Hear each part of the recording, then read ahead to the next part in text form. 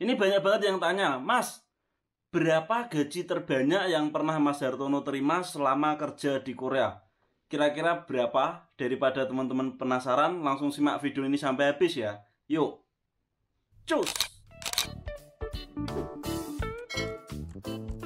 Oh yes, assalamualaikum warahmatullahi wabarakatuh. Ketemu lagi dengan saya Hartono di sini. Buat yang baru gabung, salam kenal. Buat yang udah stay di channel ini, terima kasih banyak udah stay di sini. Semoga sehat selalu, sukses menyertai teman-teman semuanya. Oke, ini alhamdulillah banget. Nggak terasa guys, aku udah 5 tahun lebih di Korea dan sering banget teman-teman nanya itu Mas Hartono itu gajinya sebenarnya berapa, terus yang pernah saya dapatkan paling banyak itu berapa. Padahal aku udah sering banget cerita mengenai gaji, bahkan udah pernah ngupload gaji juga, yang di pabrik pertama pernah, kedua juga tak upload, di sini juga beberapa kali tak upload. Untuk saat ini gajiku ini basic guys. Aku udah setahun setengah ini nerima basic, dan tetapi alhamdulillahnya di awal-awal pertama kali aku dapat pabrik di Korea ini, aku dulu dapat pabrik yang bonafit, pabrik yang banyak lemburnya, yang gajinya itu hampir di atas 3 juta, selalu di atas 3 juta, kecuali pas akhir-akhir corona itu baru gajiku nerima berapa waktu itu, paling 24 atau 25 seperti itu. Yo wes, terus gaji yang paling banyak itu tak dapatkan di pabrik mana tuh? Apakah pabrik pertama itu? Jawabannya enggak, karena pabrik pertama itu paling banyak aku dapet gaji bersih itu berapa, paling 35 seingatku. Terus di pabrik pertama ini meskipun penuh tantangan dan nggak mudah, tapi alhamdulillah dari situ aku dapat banyak. Buat yang belum nonton selama di pabrik itu dapat apa aja, udah pernah tak bahas nengok video yang judulnya selama kerja Korea aku dapat apa aja di situ.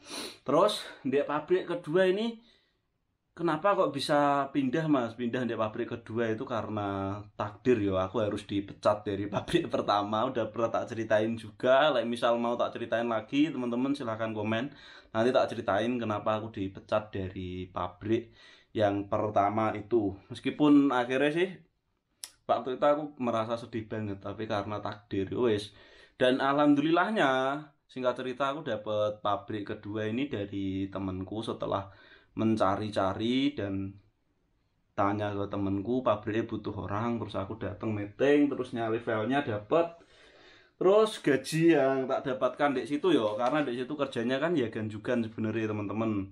Jadi buat teman-teman yang mungkin masih di Indonesia, kalau misal gaji yang banyak itu gaji yang ya ganjugan. Kenapa kok ya ganjugan? Kalau misal juganman itu gajinya nggak terlalu banyak, karena apa? Meskipun ada lembur banyak pun masih kalah sama Yagan Jugan. Kalahnya di Yagan Sutang. Yagan Sutang itu adalah apa ya, tunjangan kerja malam. Jadi kalau misal kita kerja lebih dari jam 10 malam sampai jam 6 itu udah dapat Yagan Sutang. Yagan Sutangnya hitung-hitungannya nanti bakal tak bahas di video berikutnya mengenai cara ngitung gajinya. Nanti tak bikinin yo, nek misal teman-teman mau. Terus dari situ aku akhirnya keterima di pabrik itu, bisa kerja. Pertama kali kerja pun sempet tak vlog di pabrik sini. Ini baru aku bener-bener aktif banget. Dan dari situ awal-awal itu aku yo masa adaptasi seperti biasa. Terus gaji yang pertama tak dapatkan waktu itu cuma kerja beberapa minggu tok, itu nggak terlalu banyak. Terus yang full itu kedua. Terus gaji ketiga, yang banyak pol ini gaji yang keempat guys, karena ini masih belum dipotong pajak juga. Nggak tahu kenapa, aku tadi udah sebenarnya nyari-nyari ya guys yo, nyari-nyari tetapi nggak ketemu. Yang ketemu itu gajiku nenggok situ yang bulan 12. Yang paling banyak itu sebenarnya bulan 1. Kenapa kok bulan 1? Karena bulan 1 ini dulu kerjanya itu full 31 hari, dan aku itu kerja ya gunman. Ya gunman itu kerja malam terus, karena saat itu di pabrik itu, pabrik di casting yang kedua ini ya. Pabrik di casting itu orangnya keluar masuk, jarang yang betah. Bahkan saat itu sempat tak upload juga, tak bikin video TikTok sampai rame itu tuh, sampai dihujat segala, terus tak upload di YouTube juga pernah. Tapi yang tak upload di YouTube itu gaji yang nerima 41 ya, yang ini ya, kalau nggak salah ya. Dan ini yang ini 43 bersih, yang waktu itu yang bulan Januari itu bersih kalau nggak salah aku ingat itu sekitar 47-an, 4.700.000, 4.700.000, terus kepotong itu nerima 4.500.000. 4.500.000 itu kalau di kurs sudah lumayan banyak. Coba tak hitungin ya, gaji terbanyakku berapa waktu itu. Kurs 4,5 ini ya kan, dikali 12,5, kurs saat itu 12,5, bahkan pernah sampai 13, tapi pas Januari aku inget 12,5. Nah ini jadi gaji terbanyak yang pernah tak dapat 56 juta rupiah. Terus di situ emang bener-bener guys, aku nerima gaji di situ itu rata-rata 4 juta, bahkan udah tak ceritain itu kan. 8 bulan itu aku dapat kotor itu 500 juta. Itu belum potongan-potongan, itu 500 juta loh. Setengah miliar guys, Masya Allah. Cuma yo karena takdir aku pindah ke sini. Ini yo, ini tak hitung yo 41 aja yo gajiku yo. Soalnya selipnya pada kececer guys. 4,161 dikali 12,5. Ini udah ketemu 52. Ya wes, sebulan segitu. 52, 56 itu bersih. Kalau yang setengah miliar itu kan kotor teman-teman. Yang tak bahas itu nenggo selama di Korea dapat apa aja itu kotornya yo. Jadi buat teman-teman yang masih proses ke Korea, intinya gimana teman-teman harus bisa tahu juga kalau misal gaji yang banyak itu didapatkan dengan capek. Bener-bener guys, waktu itu nggak pernah libur sama sekali. Badanku itu rasanya udah kayak alah, nggak enak, bener-bener tidur juga nggak teratur. Karena apa? Misal kerja yang ya gunman itu tadi, kerja malam terus. Siang itu udah bener-bener capek. Kerja malam itu capeknya 2 kali lipat dari kerja siang. Nggak tahu kenapa ya, meskipun siangnya aku bisa tidur 8 jam, 9 jam, tapi beda sama tidur malam 4 jam. Tidur malam 4 jam atau 5 jam itu udah seger di badan. Tidur siang 8 jam, malamnya melek 12 jam. Itu kayak 8 jam itu kayak kurang loh. Badan kayak masih lesu. Nah, bahkan teman-teman mungkin kalau misal tahu aku videoku yang dulu yang buat udah subscribe lama-lama loh, itu pasti tahu. Like misal dulu aku itu kurus terus koyok lesu ya kan, nggak kayak sekarang. Sekarang kan aku fresh terus agak gemukan. Bahkan waktu itu berat badanku juga turun teman-teman. Yang tadinya aku di Indonesia itu beratku 70 kilo, terus di sini itu jadi 62. Di pabrik yang kedua itu jadi berapa, 59 nopo piro, pokoknya turun banyak. Terus akhirnya aku bisa pindah di sini alhamdulillah. Terus meskipun gaji basic juga yang paling penting, intinya kita itu bersyukur. Buat teman-teman yang mungkin punya gaji basic, jangan lupa untuk disyukuri. Intinya gimana cara teman-teman bersyukur, terus mengatur keuangan, gimana teman-teman bisa nabung, gimana bisa investasi seperti itu. Karena yang gajinya banyak itu belum tentu bisa nabung, dan yang paling penting hasil yang kita dapatkan di Indonesia nanti teman-teman.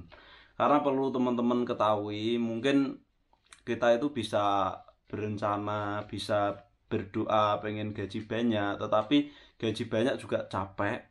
Terus rezeki juga udah ada yang ngatur, udah sering saya bikin juga ya. Meskipun gaji banyak juga pengeluaran nanti pasti ada aja. Kayak saya dulu pas waktu gaji banyak pun pengeluaran juga ada aja. Karena kalau gaji banyak itu kita, iya ya, untuk menahan godaan itu lebih berat. Contohnya godaan like misal pas lagi di mall gitu ngelihat apa, itu tinggal klik-klik tok, mau beli apa tinggal klik, dan itu gaji banyak pengeluaran lebih banyak. Soalnya aku misal naik mall dulu juga pengen beli, tinggal beli, pegang HP aplikasi Kupang itu mau beli apa, ngeliat kemeja bagus beli, pengen ini ya wis tinggal beli, beda kalau misal gaji basic kita apa jadi punya kayak rem gitu yo. Intinya bersyukur. Buat yang masih di Indonesia, gimana biar dapat gaji yang banyak yo, pabrik yang bonafit, jangan lupa untuk berdoa. Tetapi dibalik semua gaji yang banyak, yang paling penting teman-teman udah harus tahu kalau rezeki itu ada takarannya. Terus jangan lupa untuk bersyukur. Di Indonesia juga berdoa yang sebaik mungkin. Jangan pernah teman-teman itu berdoa kalau saya itu yang penting kerja ke Korea apa aja gajinya basic juga ada apa-apa. Jangan, kalau misal teman-teman mau berdoa ya sekalian yang bagus sekalian ngono. Tetapi ketika nanti nyampe sini dapatnya gaji basic, ya wes berarti itu takdiri sampean. Kalau misal pengen pindah jangan lupa untuk balas budi dulu. Apalagi sekarang ini udah mau ada peraturan yang mau diusulin dari pihak pengusaha itu ya, meskipun belum ketok palu larangan untuk pindah kerja itu. Teman-teman kalau mau pindah mikir lah intinya lah, kalau udah setahun baru ngomong kalau gaji basic itu saya nggak cukup bos, di Indonesia kebutuhanku banyak, seperti itu. Ya wes guys, cukup sekian video kali ini. Terima kasih udah menonton sampai selesai. Intinya buat yang masih di Indonesia, mudah-mudahan diberi kelancaran, terus semangat belajari. Jangan lupa ingat tujuan awal teman-teman. Jangan sampai nanti sampai sini lupa, karena dengan uang yang banyak ini merupakan uang banyak itu ujian guys, ujian dari Gusti Allah. Apakah kita mampu diamanai untuk megang uang banyak? Enggak, uangnya kita kemanain, seperti itu. Itu yo, dan itu real. Aku juga denger dari ngutip dari Pak Ustadz emang yo tak pikir-pikir yo bener sih. Yo wes sekian. Jangan lupa dukung channel ini dengan cara like, komen, dan juga subscribe agar channel ini terus berkembang dan saya semakin semangat untuk membuat kontennya. Buat teman-teman yang mau tanya-tanya, boleh tanya di kolom komentar, DM Instagram, atau mau sharing-sharing juga boleh, mau minta dibikinin konten apa, boleh banget. Sekian, wassalamualaikum warahmatullahi wabarakatuh. Salam Subosito.